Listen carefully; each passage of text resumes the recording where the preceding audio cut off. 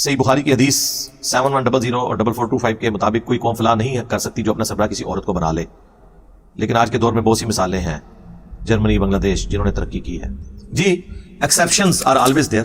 کہ نبی الاسلام کے جو اس طرح کے جتنے بھی فرامین ہیں نا، وہ ان جنرل ہوتے ہیں۔ ایکسیپشنز آر آلویز دیئر، ہو سکتی ہے عورتیں بھی بہادر ہو سکتی ہیں۔ صحابہ کرام میں ایسی عورتیں موجود تھیں جو مردوں سے زیادہ بہادر تھیں۔ باقی حکمرانی کو نہیں ہم مانتے جی، حکمران نہیں ہوگی۔ اور یہ حدیث سیدہ عائشہ کے حوالے سے سنائی تھی اس صحابی نے، صحیح بخاری میں آتا ہے، انہوں نے ارادہ کیا کہ جنگ جمل میں حضرت عائشہ کا ساتھ دیں، لیکن وہ پیچھے ہٹ گئے۔ تو اگر سیدہ عائشہ سلام اللہ علیہا کے حوالے سے صحابہ کرام یہ رزلٹ نکالتے تھے، اور وہ نبی اسلام نے یہ حدیث ارشاد فرمائی تھی جب کسرا والوں نے ایک عورت کو حکمران بنایا تھا، اور دیکھیں وہ ناکام ہو بھی گئے نا، پھر پرشین امپائر گر بھی گئی نا حضرت عمر کے دور کے اندر۔ تو اس حدیث کو انہوں نے اپلائی کیا کہ ہم نے حضرت عائشہ کا ساتھ نہیں دینا۔ اگر سیدہ عائشہ کا ساتھ نہیں دینا اس حوالے سے، تو ظاہر ہے بات کے تو حکمران کوئی چیز نہیں ہے، لیکن حکمرانی کی بات ہو رہی ہے، مشورے کے طور پر کسی کو انوالو کرنا، اسسٹنٹ کے طور پہ رکھنا، یہ ساری چیزیں کرنا، یہ بالکل معاملہ ڈفرنٹ ہے۔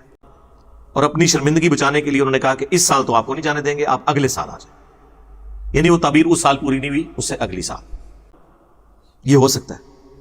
لیکن اوورآل اسلام کا مزاج یہ ہے کہ حکمرانی مرد کے حوالے کی جائے، لیڈرشپ۔ ہاں، عورت مشوروں میں شامل ہو سکتی ہے۔ نبی الاسلام سے بڑا کوئی پولیٹیکل لیڈر نہیں تھا، آپ سے بڑا کوئی جنگجو نہیں تھا، آپ سے بڑا کوئی مذہبی پیشوا نہیں تھا، اس کے باوجود کہ آپ کو وحی کی تائید حاصل تھی، نبی الاسلام ہر سفر میں اپنی بیوی اپنے ساتھ رکھتے تھے۔ بخاری مسلم میں ہے، قرآن اندازی کرتے تھے، جس کے نام پہ قرآن نکلتا تھا اس بیوی کو اپنے ساتھ رکھتے تھے، کیونکہ عورت اپنے مرد کے ساتھ مخلص ہو تو سب سے بیسٹ ہوتی ہے مشورہ دینے والی۔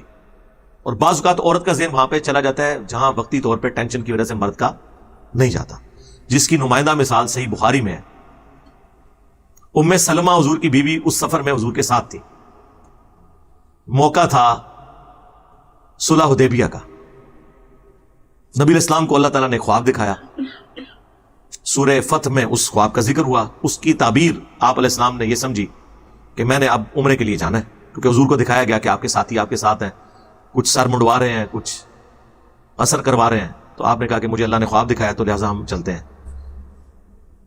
اب اللہ کرنا یہ ہوا کہ مشرکین عرب جو ہے وہ راستے میں آگے، انہوں نے کہا ہم آپ کو نہیں جانے دیں گے، لیکن آپ علیہ السلام کی تعداد سے اتنے متاثر ہوئے صحابہ کی جذبے سے کہ وہ صلح حدیبیہ پہ آمادہ ہو گئے۔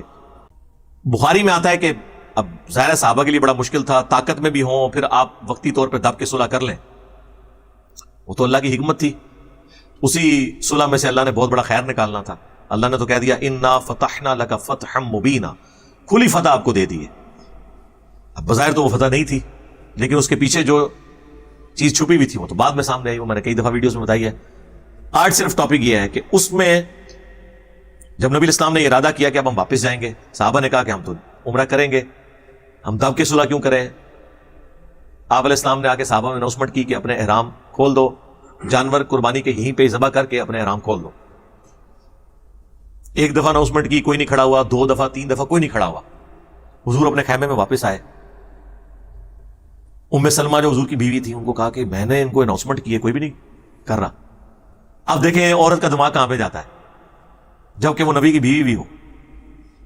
تو انہوں نے کہا یا رسول اللہ چھوڑ دیں ان کو، آپ اپنا جانور قربان کریں، اپنا احرام کھول دیں۔ یہ مشورہ کس نے دیا؟ ایک عورت نے۔